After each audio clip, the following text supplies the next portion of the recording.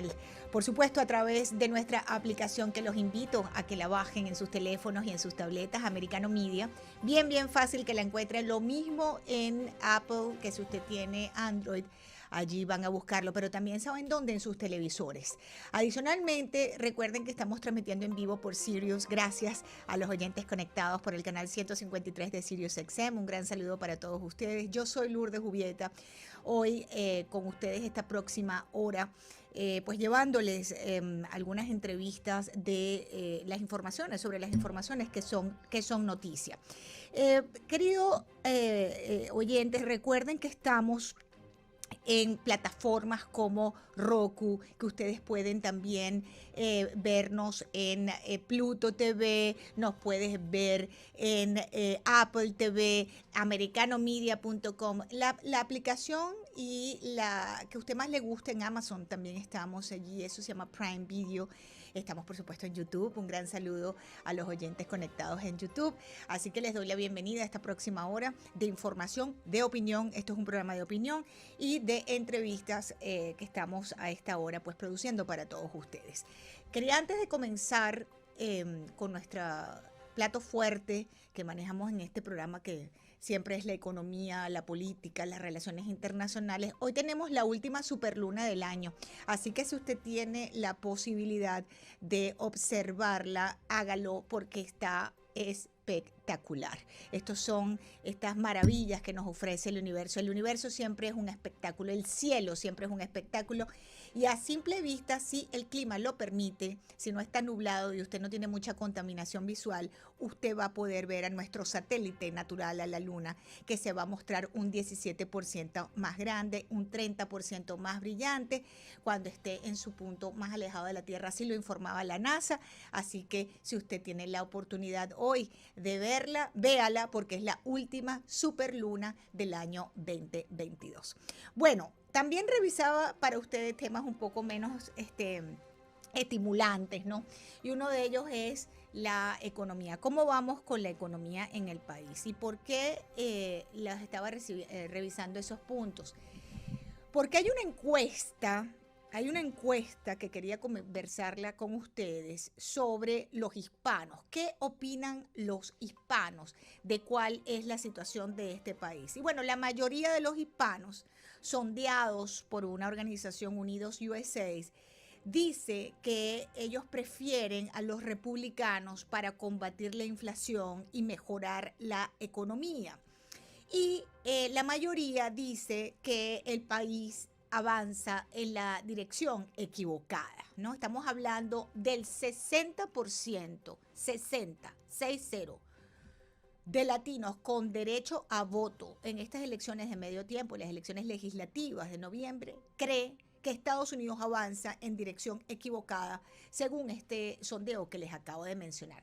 Pero es que no puede ser de otra manera. Escuchen esto.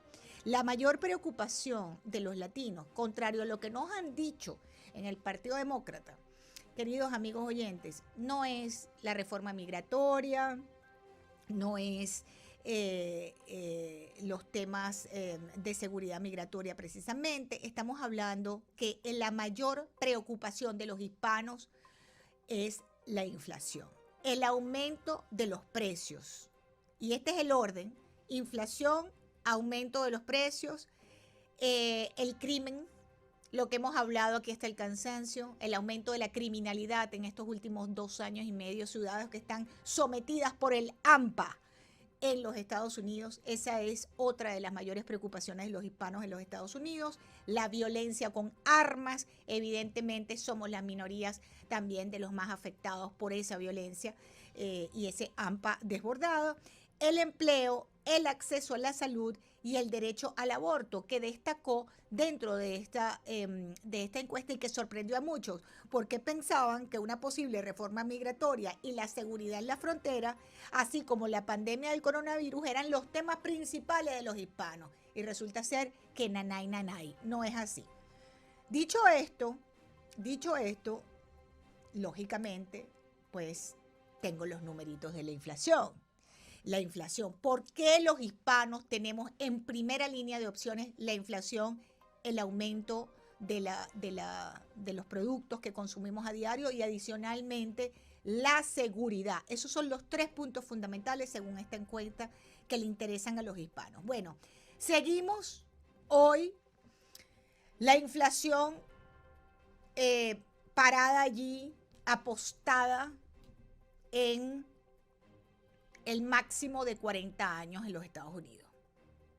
La economía está en recesión, le pueden cambiar el nombre, ponerle el que más les guste, cambiarlo en Wikipedia, cambiarlo en la Real Academia Española, pueden hacer lo que quieran. Pero los especialistas lo han explicado hasta el cansancio, que no solamente hay visos de que entraríamos en una recesión, sino que para algunos ya estamos en una recesión, precisamente porque las matemáticas son exactas y los números hablan por sí solos. Además, inflación históricamente alta y los impuestos que nos habían dicho los demócratas que no nos los iban a aumentar, están a punto de aumentar. ¿Para las familias cuáles? Las de clase media. Las de clase media. Es un ataque implacable de Biden y su administración contra la clase trabajadora, cualquiera de nosotros. El índice de precios al productor de julio aumentó 9,8% desde el año pasado. Y le voy a decir más o menos algunos precios para que uno dice 8%, 5%. ¿Cómo se explica esto? Bien fácil. Aceite, combustible, el aceite, 75,6% más. La gasolina, 44% más. Los huevos, 38% más. Los tiquetes aéreos, si usted necesita viajar a cualquier lugar dentro de la Unión Americana, 27,7%. El café está costando 20,3% más caro. Usted está pagando 20%, 20,3% más. Transporte público, 19%. Trate de montarse en uno de estos servicios, de que lo lleven y lo traigan. 19% más. La leche, 15,6%. La comida de los babies, la fórmula de bebé, 15% más. Los comestibles aumentaron 13%, las carnes, las aves y el pescado casi 10% más, pero la realidad es que ante estos precios, los salarios reales han caído todos los meses desde que Biden y su gobierno aprobaron aquel estímulo de 1,9 trillones de dólares. Los ingresos reales promedio por hora han caído 3% durante el último año, marcando el 16º mes consecutivo en el gobierno de Biden en el que la inflación ha superado a los salarios. Así que no, usted no es ignorante, ni usted no sabe sumar y restar. No. A usted no le alcanza el dinero porque la inflación se está tragando su salario. Se lo está tragando, se lo está engullendo. Bien, ante esta realidad, déjenme contarles, porque voy a hacer una breve pausa, que ya voy a tener a mi invitado a continuación. No sé si Cristian, que es el que manda, Cristian Bonet, nuestro ingeniero, me dice si ya tengo a mi invitado. Ya tengo a mi invitado, entonces no voy a hacer pausa. Dicho esto, sirviéndoles la mesa con el tema de la economía, queridos oyentes, al regreso, vamos a hacer una breve pausa, Cristian. Vamos a hacer una brevísima pausa antes de darle la bienvenida a mi invitado, que es Eric Fajardo. Vamos a identificar americano y regreso con Eric Fajardo. Más adelante vamos a desarrollar el tema de la economía. Rápidamente, porque tengo una noticia que quería compartir con ustedes, que tiene que ver con una decisión del gobierno del presidente Trump. Ustedes recordarán que en enero del año 2020 nos despertamos con que el ejército de los Estados Unidos había asesinado en el aeropuerto de Bagdad, de la capital de Irak, a el poderoso general Qasem Soleimani. Es el hombre, el demonio en la tierra, el máximo representante del demonio del régimen iraní, el operador criminal principal del régimen iraní, fue dado de baja por la administración del presidente Trump en ese 2 de enero, 1-2 de enero del 2020. Eso ha traído consecuencias y la consecuencia es que han tratado de asesinar a dos de los funcionarios de la administración del presidente Trump, a Mike Pompeo y a John Bolton. Al regreso lo vamos a hablar con Eric Fajardo. Gracias por continuar en sintonía, conectados con Americano Media. Yo soy Lourdes Jubieta, un placer. Bienvenidos los que se suman a esta hora a nuestra transmisión. Bien, les contaba antes del corte comercial que el Departamento de Justicia de los Estados Unidos se ha sabido que está acusando a un miembro de la Guardia Revolucionaria Islámica de Irán por intentar matar a John Bolton, quien fuera asesor de seguridad nacional del presidente Donald Trump. Ahora sabemos también que intentaron lo propio con el exsecretario de Estado Mike Pompeo. Básicamente esta decisión del régimen criminal violador de todos los derechos humanos de Irán y según documentos oficiales, judiciales, a partir de octubre del 2021, un sujeto de nombre Shamran Poursafi al-Ahmedi Rezaei, de 45 años, de Teherán, Irán, intentó organizar el asesinato de Bolton y de Mike Pompeo, probablemente en represalia por la muerte en enero del 2020 que les contaba antes del corte comercial del comandante del cuerpo de la Guardia Revolucionaria Islámica de Irán, el superpoderoso Qasem Soleimani, que fue dado de baja en Irak con un dron de Estados Unidos. Bien, tengo en línea a Eric Fajardo. Eric Fajardo es un analista experto en estos temas de Medio Oriente. Gracias, Eric, por estar con nosotros. Bienvenido, Americano. Te saluda Lourdes Jubieta. ¿Cómo estás, Lourdes? El privilegio es todo mío. Eric, ¿cómo ves tú? Porque se había hablado, ¿te acuerdas? Que el mismo régimen iraní decía, vamos a vengar la muerte de Soleimani, esto no se va a quedar así. Incluso se hablaba que iban a tratar de intentar de asesinar al mismísimo presidente Trump. Ahora nos enteramos por estos documentos del Departamento de Justicia que trataron de incluso pagar $300,000 a alguien en Maryland y Virginia, cerca ahí de lo que es Washington, D.C., para asesinar a Bolton y a Mike Pompeo. ¿Qué lectura le das tú a eso y qué tan cerca pudieron haber estado de lograrlo, Eric? Bueno, lo que hay que hacer primero, Lourdes, es analizar el contexto internacional de cómo estamos después de que esta flexibilización de la política exterior de los Estados Unidos ha generado una especie de concierto de inseguridad global. Yo debo decirte que en política exterior el posicionamiento de los bloques determina balances muy precarios siempre. Los Estados Unidos y su doctrina garantizaron por los últimos 40 años al menos un tenso pero deseable balance de fuerzas internacionalmente hablando. La disputa política se dio en el marco de una civilizada o más o menos civilizada guerra comercial basada en la ocupación de mercados y sin confrontaciones drásticas en términos de política monetaria, y así duró hasta el final de la era Trump. Yo diría que lo que estamos viendo hoy día, y te quiero citar casos, el asesinato del ex primer ministro japonés Shinzo Abe, el asesinato del hermano o hermanastro del autócrata de Norcorea en Asia del Sur hace un par de años. Ahora el asesinato reciente del expresidente, bueno, era presidente en ejercicio de Haití, no sé si recuerdas a Jovenel Moïse. Sí, claro. Es decir, el asesinato político está volviendo a convertirse en un signo dentro del lenguaje de la política internacional. La geopolítica está acudiendo de nuevo al asesinato político como un elemento para expresar la correlación de fuerzas. Pero en esos casos, perdón, Eric, sí. Pero en esos casos que mencionas eran por producto de situaciones internas. Es decir, a Jovenel Moïse lo matan por una conspiración interna. El presidente, ex primer ministro de Japón, era también un tema interno relacionado con sectas y con un tema político, pero interno. Pero en el caso del intento de asesinato de John Bolton y de Mike Pompeo, venimos de un sector del exterior, estamos hablando de un gobierno extranjero.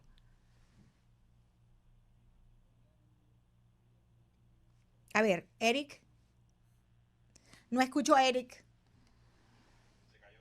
Ok. Vamos a tratar de retomar la conversación con Eric Fajardo, que está muy interesante esta conversación, porque como bien el analista nos estaba explicando, estamos viendo una consuetudinaria situación de intentos de magnicidio o concretados magnicidios, como él hablaba, lo que es el ex primer ministro de Japón, lo que pasó con Juvenal Moïse, que todavía hay unas grandes interrogantes en Haití y que ha desatado, queridos seguidores de Americano, un pandemonium en la isla, en lo que es Haití. Esos miles de personas en situación de sálvese quien pueda, lanzándose al mar, tratando de huir del país, de la inseguridad, de la miseria, del hambre, de la falta de oportunidades. Un país sometido, si ya estaba en el caos antes del magnicidio de Jovenel Moïse, ahora Haití está pasando sus momentos más oscuros dentro de la historia contemporánea de ese país. Vamos a tratar de recuperar la conversación con Eric Fajardo.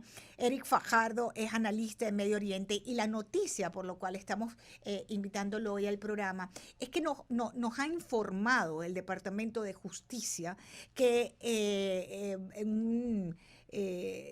en una documentos que se han podido conocer que la Guardia Revolucionaria iraní, este grupo criminal de defensa de los ayatolá, del régimen de los ayatolá en Irán, además el brazo armado de la revolución iraní, intentó pagar a individuos en Estados Unidos $300,000 para llevar a cabo el asesinato en Washington o en la vecina Maryland de Bolton y de Mike Pompeo. Hacemos una pausa, regresamos en breve. Tomamos, queridos seguidores de Americano, el contacto ya nuevamente con ustedes después de esta pausa y nos vamos, regresamos con Eric Fajardo, analista, especialista en temas del Medio Oriente. Eric nos explicaba este rosario de situaciones de magnicidio que hemos tenido en los últimos tiempos o intentos del mismo. Eric, habíamos quedado en la pregunta de que esas situaciones de magnicidio o de intentos, como en el caso de Juvenal Moïse o el primer ministro de Japón, eran producto de situaciones internas del país. Pero en el caso de Mike Pompeo y de John Bolton es un país extranjero que intenta ejecutar una muerte de altísimo nivel como esta. ¿Cómo lo ves tú?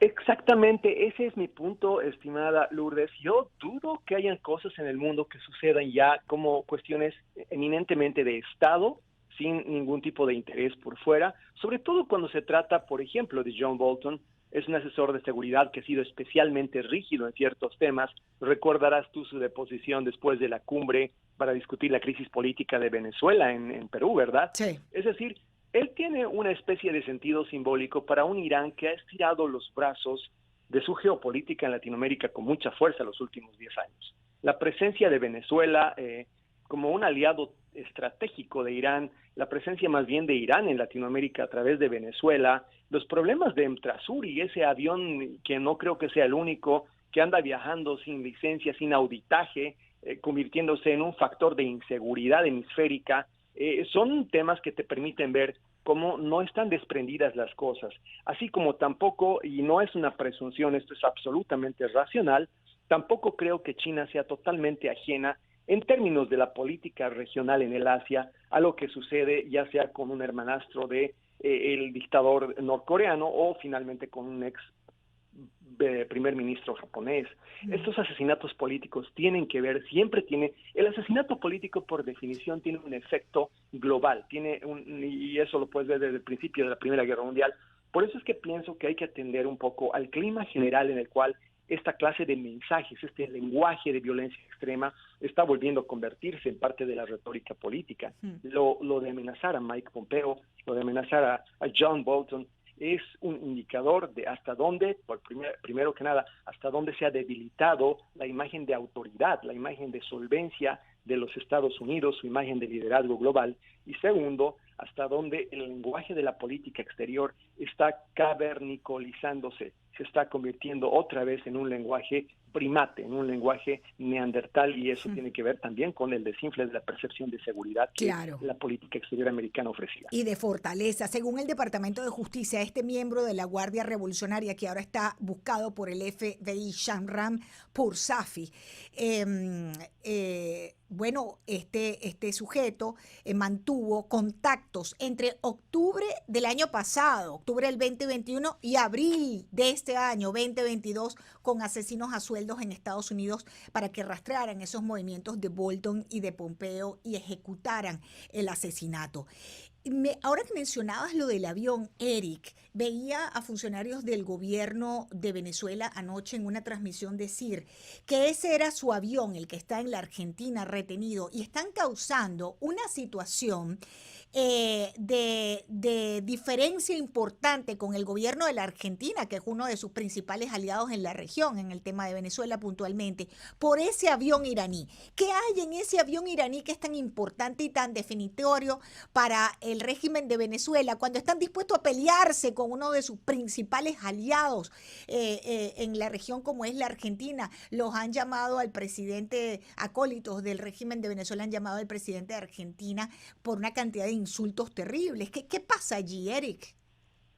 Bueno, la relación entre Argentina e Irán es una relación genealógica en el marco del kirchnerismo, ¿no? Es Correcto. una relación de largo término que ha permitido esta colusión ideológica, digamos, entre algunos extremos radicales del peronismo o, si tú quieres, del justicialismo argentino y la política exterior de Irán ha permitido que desastres políticos se susciten. El caso de la AMIA, Sí. y más allá del caso de la AMIA, el intento del ocultamiento de que se trasluzca lo que sucedió, que el fiscal Nisman había iniciado un par de años atrás, resultando asesinado en esta sumatoria de este lenguaje, de este necrolenguaje de la política exterior al que te refiero, te hacen pensar que es complicado pensar Argentina en este momento, por lo menos no la Argentina de Cristina Fernández de Kirchner, no la Argentina del justicialismo, sin tener que aclarar un montón de cosas que hacen a seguridad externa, a seguridad interna,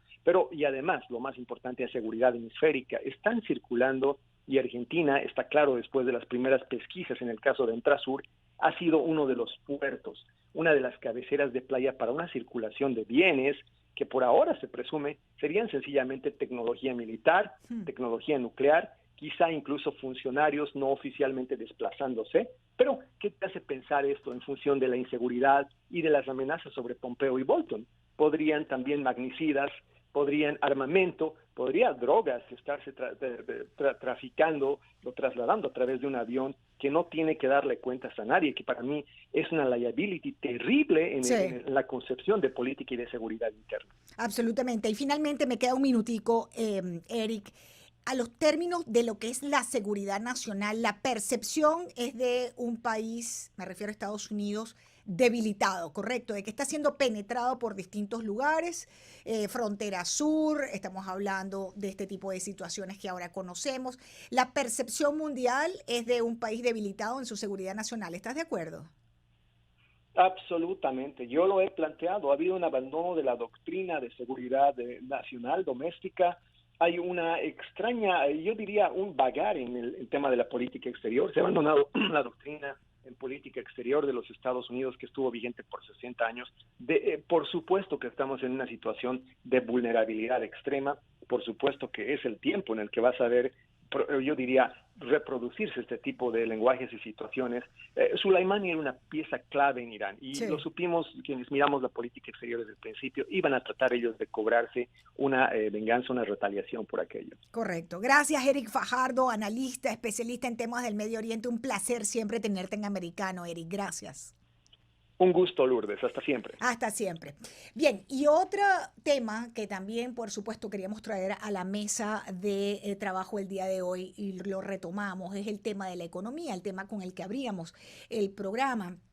Y tiene que ver, queridos amigos y seguidores de Americano, con este nuevo proyecto de ley fiscal Schumer-Manchin, aprobado el pasado domingo, 8 de agosto, por el Senado, como parte de la ley de reducción de la inflación que va a aumentar, agárrense, agárrense y agárrense.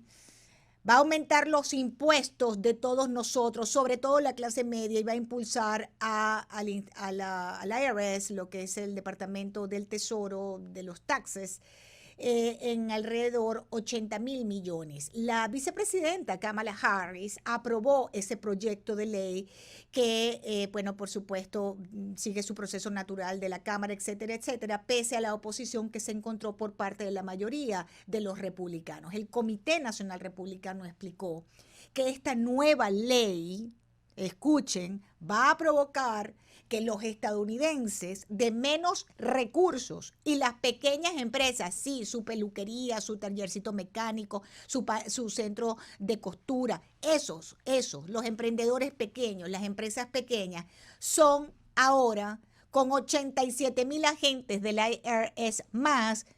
¿Saben lo que va a pasar? Vienen a ser objeto de auditorías. Para eso es que están metiendo a estos 87.000 agentes más del IRS, de la Departamento de Impuestos, porque ahora con 87.000 más van a poder hacer más auditorías. ¿De quiénes? De las empresas más pequeñas, porque las grandes siempre las tienen muy, muy bien auditadas. Entonces, no tenemos 87.000 funcionarios ni entre la FBI, ni entre la DEA, ni Homeland Security, pero para el IRS sí. Para hablar de ese tema, he querido invitar al economista Rafael Marrero para que tratemos de entender si es que el tema está politizado o si esto de verdad tiene asidero. ¿Cómo se explican 87.000 funcionarios más para el IRS? El doctor Rafael Marrero es orador, es escritor, es economista, además es autor de un libro que les invito a que lo busquen en Amazon, un bestseller, América 2.0, la guerra de independencia de Estados Unidos contra China. Doctor, qué bueno tenerlo. Un placer. Gracias por la invitación. Estamos aquí equivocados sacando esta proyección de que con esos 87.000 agentes, quienes van a pagar los platos rotos, digamos, traduciéndolo a más impuestos, es la clase media y la clase trabajadora. Estás completamente correcta, Lourdes. De hecho, el problema principal con el modelo del desgobierno del señor Biden es que está precisamente enfilando los cañones al sector más productivo de la sociedad, que es la pequeña empresa. Las pequeñas empresas en este país son responsables por el 99% de todos los empleos creados. Quiero que lo entiendan y lo voy a repetir nuevamente, el 99% de los empleos en este país cada año lo generan las pequeñas empresas norteamericanas. Existen entre 28 y 30 millones de empresas en este país y de esas, bueno, 30 millones de empresas en este país. De esas, 28 millones son pequeñas empresas que tienen entre 1 y 50 empleados y la mayoría de los casos entre 1 y 10. Estas personas que van a contratar, que plantean que contratar como agentes de campo para investigar y hacer auditorías, precisamente van a estar enfilando sus acciones a esa pequeña empresa, que es la clase media, que es el sector que más impuestos le van a cobrar ahora, contrario a lo que había dicho el señor Biden anteriormente, de que su ley de reforma tributaria solamente estaría encaminada a las personas que ganan más de $400,000. Bueno, resulta que el análisis nuestro y el de varios de mis colegas economistas demuestra todo lo contrario, incluyendo grupos no partidistas y bipartidistas de análisis sobre los cambios que ha propuesto el señor Biden. Esta carga de auditoría para ponerlo para nuestros oyentes, para nuestra gente, lo que somos nosotros, doctor Rafael Marrero, es básicamente que estas auditorías van a recaer ¿en quién? En los que compramos en Walmart, por ejemplo. Los que vamos a Walmart somos los que somos los, para ponerlo de alguna manera, los que vamos a Walmart, los que vamos a Target, esos somos los que vamos a estar pagando. Porque ¿cómo se justifica, doctor Marrero, usted que es especialista en estos temas, cómo se justifica que haya fondos, casi 80.000 millones en fondos para la IRS con 45.600 millones, amigos oyentes, 45.600 millones para la aplicación de la ley? ¿Qué es eso de la aplicación de la ley, doctor Marrero? Y es que hasta ahora no han venido aplicando la ley. No, lo que tienen que hacer es cerrar la frontera sur, detener el ingreso de fentanil a nuestro país por parte de los cárteles de la droga. Para eso no quieren contratar 86,000 empleados en la frontera para la aplicación de la ley. Lo que están haciendo es creando un ejército de personas que van a auditar a las pequeñas empresas porque quieren exprimirle hasta el último centavo a la clase media americana, que es el motor de la economía. Quieren seguir gastando a la usanza del modelo keynesiano de papá Estado. Fíjese que estamos ahora con más de 31 billones de Trillones. dólares en Ujú, deuda, y ujú. estas personas están hablando de gastar otros 430.000 millones de dólares ¿De dónde va a salir siguen ese imprimiendo dinero, dinero doctor Marrero? ¿De dónde sale? Porque ya estamos del bien sueldo, del bolsillo de los pequeños negocios, de la persona de a pie. A esos es que nos van a cobrar a todos nosotros. Porque fíjese, estamos hablando de que la señora Kamala Harris, o Kamala, como le llaman algunas personas, la señora que ocupa el cargo de vicepresidenta de la República, esta señora acaba de usar su voto como vicepresidente para desempatar el voto, que fue un empate técnico. Entonces, para pasar por mayoría simple a través del proceso de reconciliación de presupuesto, fíjense, ni siquiera a través de una votación donde se requiera una mayoría extraordinaria para comprometer a la República con semejante gasto, que es lo que realmente correspondería bajo el artículo 5 de la Constitución, que supone que la mayoría de los estados tendrían que estar de acuerdo con estos gastos. Entonces, fíjese, estamos hablando de que ya pasó el 7 de agosto por el 50 demócratas del Senado más el voto de la señora Kamala Harris. El propósito de ellos es supuestamente reducir, combatir la inflación, pero nosotros, ojo, los especialistas en estos temas, los economistas, hemos dicho que lo peor, y como recordará de mis intervenciones anteriores en su programa y en este canal de Americano, he dicho que lo peor que puede hacer el gobierno es gastar más dinero para paliar la inflación, porque eso va a acrecentar la recesión económica en la cual estamos. De hecho, para el medio ambiente, quieren dedicar 370.000 millones de dólares. Fíjese, el mayor monto en la historia para reducir los costos de energía, para aumentar la producción limpia. Y fíjense qué interesante, que quieren reducir el 40%, Lourdes, de las emisiones de carbono para el año 2030. Ese año no le suena como algo parecido a la Agenda 2030 Claro, que tanto está de moda ahora. claro. Quieren reducir el precio de los fármacos y extender la ley de cuidado de salud de precio a bajo precio por hasta 3 años. Es decir, esto simple y llanamente es una forma número uno, ponerle más, disponer más recursos a manos de la agenda de izquierda de este país, de tener mayor injerencia sobre la pequeña empresa, que es lo que mantiene este país a Correcto. flote, ¿okay? Para tener mayor Lo que ha injerencia hecho sobre este esa pequeña país empresa. grande. Lo que ha hecho este La país pequeña grande, la empresa de este pequeña. país es lo que ha hecho la clase media de Así este es. país. Fíjese, me Y cuando escriben. desaparezca esa clase media, se quedan los globalistas multimillonarios que solamente responden a sus intereses, Las como el señor élites, Zuckerberg, como las el señor, élites, exactamente, las las élites, élites. exactamente, Ahora, y quieren destruir. doctor Marrero, una pregunta que le hace un oyente, si me permite, y me queda un minutico. Sí. El empleado que tiene una W2, es decir, un empleado que recibe su papel al final del año para que vaya a hacer sus impuestos, tiene menos probabilidades de ser auditado que un trabajador por cuenta propia. Correcto, mi opinión, ¿no? Ahora, la pregunta es, ¿eso es así? O sea, lo pregunto por el tema que estamos discutiendo de que las pequeñas empresas, o sea, el señor que tiene su taller mecánico, su peluquería, su panadería, su centro de masajes, pequeños empresarios, esos van a ser los más auditados, no el que recibe la W2, porque, digo, por el sistema en que el IRS trabaja, creo que funciona así. Yo creo que ha habido tantos cambios en los últimos años a las definiciones operacionales y a los cambios que quieren hacerle ahora a lo que se llama Generally Accepted Accounting Practices, al GAAP, Sí, que por ejemplo ellos quieren cambiar el tema de las deducciones y quieren cobrar un 15% de gravamen sobre el book value, o sea, de lo que es de la venta bruta. Y eso es problemático porque eso puede llevar a discrepancias, y esas discrepancias pueden resultar en una auditoría. El resultado neto va a ser el siguiente: la gran mayoría de los estadounidenses va a pagar más impuestos, especialmente las personas que ganan entre $75,000 y $100,000, aunque no lo crean, incluyendo increíble. aquellos que ganan entre $100,000 y $200,000. Así que esto es un engaño, ha sido realmente un engaño desde el primer día, y realmente solo sirve para adelantar los intereses globalistas y de la política verde, porque adivinen de dónde van a comprar esos paneles solares: en China. Doctor Rafael Marrero, gracias por acompañarme. Como siempre, un placer tenerlo en Americano. Busquen su libro en Amazon. Se titula América 2.0, la guerra de independencia de Estados Unidos contra China. La consiguen en México. El economista Rafael Marrero, además es orador, escritor y por supuesto un especialista que apreciamos mucho que esté con nosotros en Americano. Gracias, doctor. Identificamos Americano, gracias, doctor. Identificamos Americano y regreso con un tema de salud.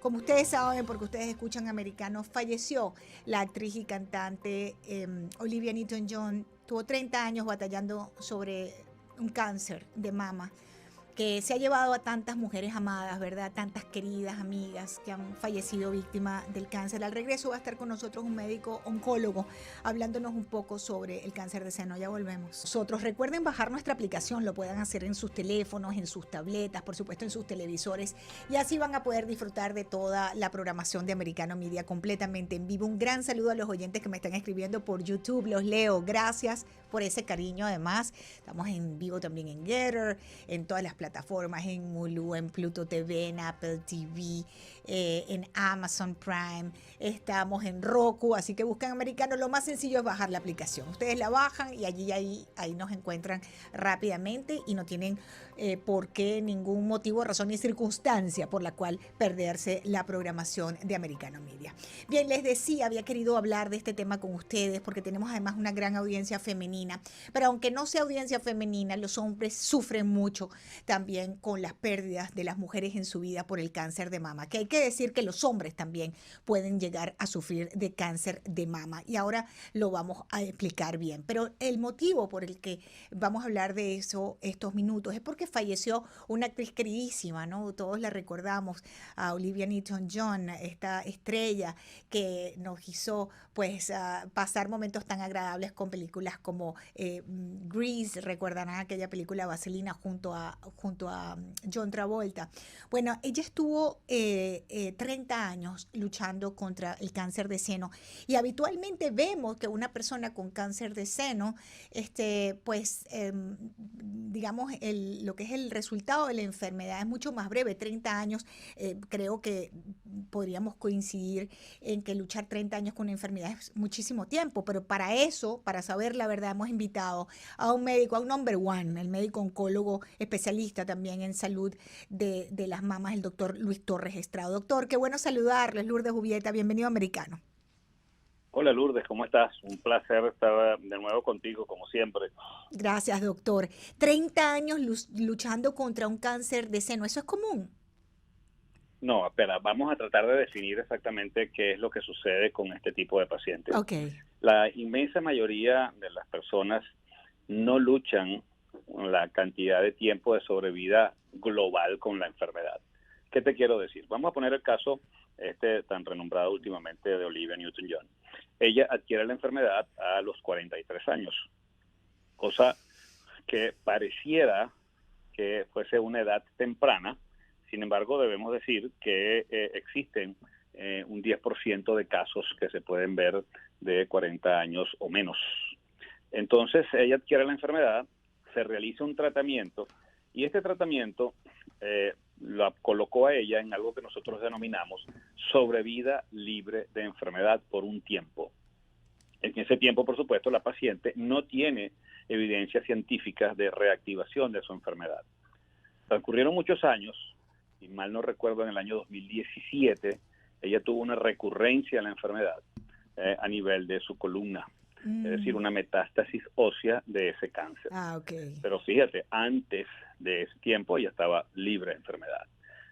Con esto quiero decir lo siguiente: la inmensa mayoría de los cánceres de mama que se diagnostican y tratan en etapas tempranas son altamente curables.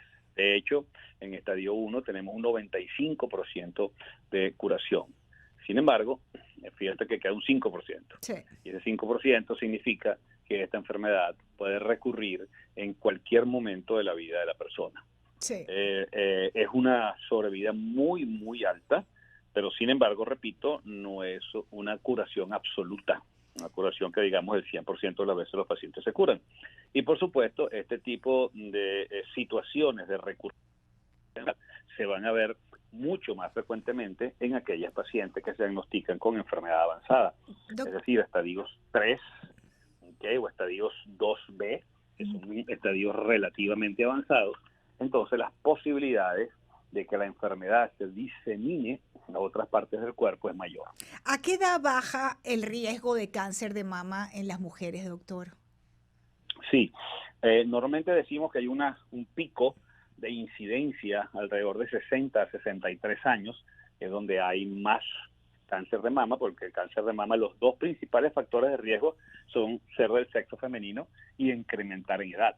Sin embargo, ya a partir de 75 años en adelante, la curva comienza a descender. Pero estamos hablando nuevamente de tumores que se originen a esa edad. Hay probabilidad que una paciente tenga una lesión mamaria de bajo grado, que ocurra, por ejemplo, a los 68 años y se diagnostique luego tardíamente. Esa enfermedad se diagnostique, por ejemplo, a los 75 años. Pero esa enfermedad no nació a los 75 años, nació a los 68. Claro. ¿Me entiendes esa diferencia? Sin embargo, quiero decir esto que con mucha, digamos, énfasis en mis palabras, es que el cáncer de mama puede atacar a cualquier tipo de mujer e incluso a los hombres.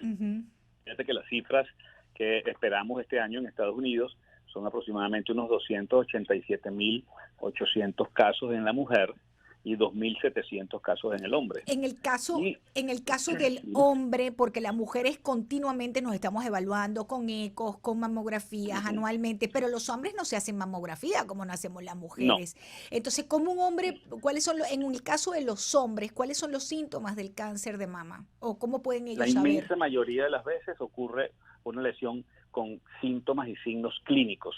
Para ponerlo claramente, un bulto, una pelotica en la mama. Okay. O podría ser incluso en la axila, y en algunas oportunidades podría ser una secreción anormal por el pezón. Ese es en el hombre. Y en el hombre, como tú bien lo dijiste, no se justifica una campaña de prevención contra esa enfermedad tan infrecuente.